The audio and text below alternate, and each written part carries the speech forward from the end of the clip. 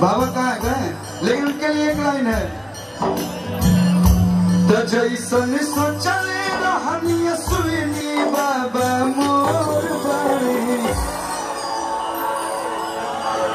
नेता सब लोग हो जाते हैं, लेकिन जो आप लोग का नेता हो, जो सुख दुख का साथी हो, वही नेता होता है। तो एक लाइन उनके लिए कि जैसन सोचले रहनी सुनी बाबा मोर बारे, संसद पे जोड़ बाड़े हो। हम चाहें भैया आइए आइए। और मैंने बोला कि बाबा को लोग मंत्री जी के नाम से जानते होंगे, बहुत अच्छे नेता हैं, सब जानते होंगे, लेकिन अभी से 7 तारीख से अगर कहीं किसी भी देश या दुनिया के कोना में कोई जानेगा तो श्री राम भक्त अश्विनी चौबे जी का नाम लोग जरूर जानेगा। जय श्री राम। तो पूरा दुनिया में ताबक सर के शोर बाटे, पूरा दुनिया में ताबक सर के शोर बाटे, संसद पे जोर बाड़े हो।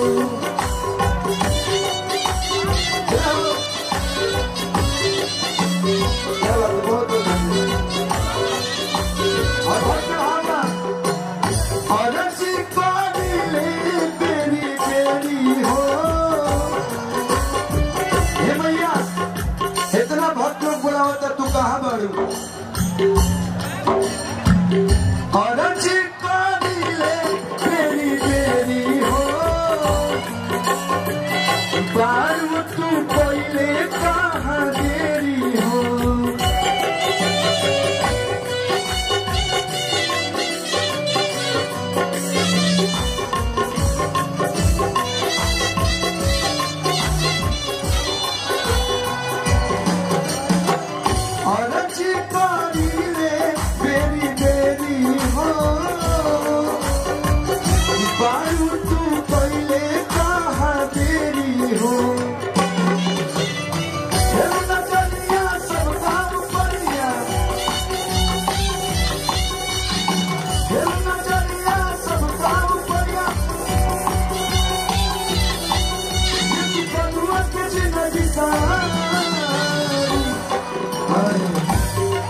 अब मंच पर चढ़िए बोलो, आए मतलब मंच पर चढ़ बोलो कि ये थोड़ा थोड़ा पीछे होइए, थोड़ा थोड़ा पीछे हो जाइए।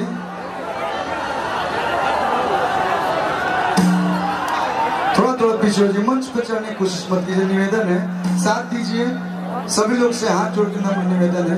तमाई हो तनिया जाई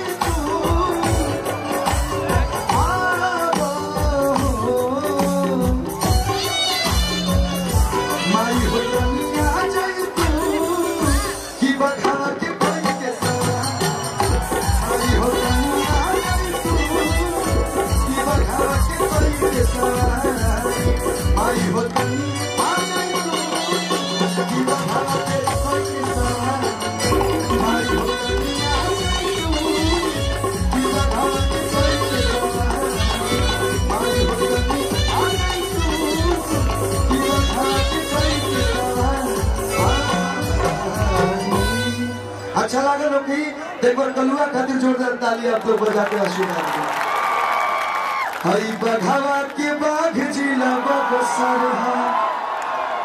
आज ये बक्सर में खास करके हिरौली में मन करता कि हम माइको में रो दी इतना सुनार।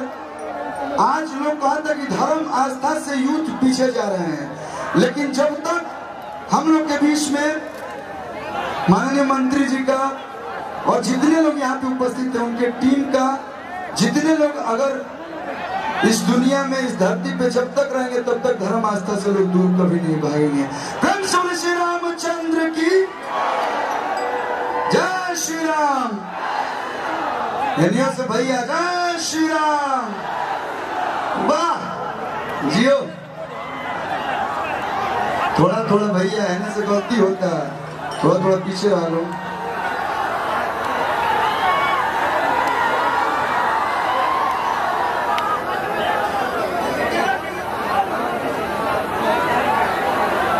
चलिए आई